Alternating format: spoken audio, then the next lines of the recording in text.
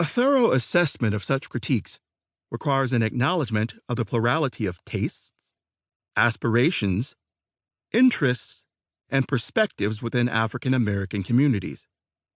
While an appreciable number of blacks repudiated Amos and Andy, many others enjoyed it, a fact memorialized in letters, newspaper accounts, and the racial demographics of the show's audience.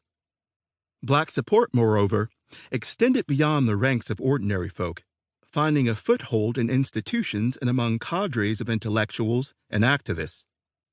Thus, even as the Pittsburgh Courier was railing against the white authors of Amos and Andy, the Chicago Defender, the nation's leading black weekly newspaper, was designating them honored guests at a parade and picnic on that city's south side. In 1930, a young black journalist who would eventually head the NAACP defended Amos and Andy and criticized its critics. According to Roy Wilkins, black opponents of the show should stop sniffing about with their heads in the clouds, put aside false pride, and start producing some humor of their own that would earn a share of the hundreds of thousands of dollars that the white producers of Amos and Andy were making. Wilkins saw nothing wrong with the portraiture generated by Amos and Andy. How would critics wish to have the show's characters presented, he asked.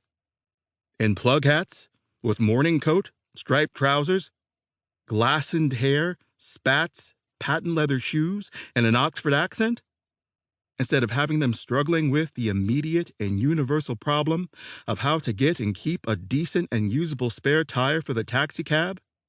Would the critics have them prating about mergers, mortgages, international loans, and foreign trade balances?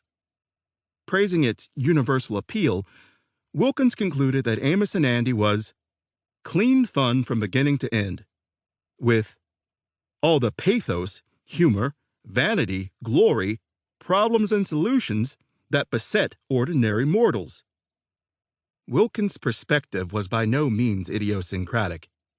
A prominent black attorney in Worcester, Massachusetts, declared that he could discern no good objection to Amos and Andy.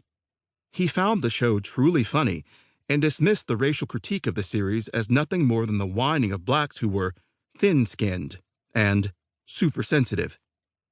Interpreting the show completely differently than its detractors, a black fan in Chicago maintained that Amos and Andy showed that the Negro race has and does produce people who are worthwhile. Theophilus Lewis, an acerbic black columnist for the Amsterdam News, suggested that the Courier's petition campaign against the program would serve one good end. When they complete their tally of signatures, we will know precisely how many half-wits there are in the race. In the 1950s, when debate shifted to the fate of Amos and Andy on television, black opinion remained divided, though its opponents had gained considerable ground.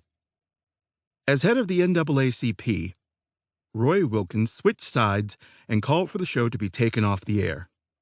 In adopting that position, he was supported by, among others, Thurgood Marshall, who would later, as we have seen, become the first black Supreme Court justice, and William Hastie, who would be the first black to sit on the Federal Court of Appeals.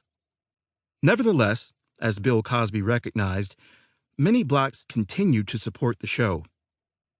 In an ad hoc man-in-the-street survey conducted by the Black Journal and Guide newspaper in Norfolk, Virginia, a large majority of blacks voiced approval of Amos and Andy. A poll taken by an opinion research firm hired by an advertiser found the same result. Among 365 black adults contacted in New York and New Jersey, 70% expressed a favorable view of the program.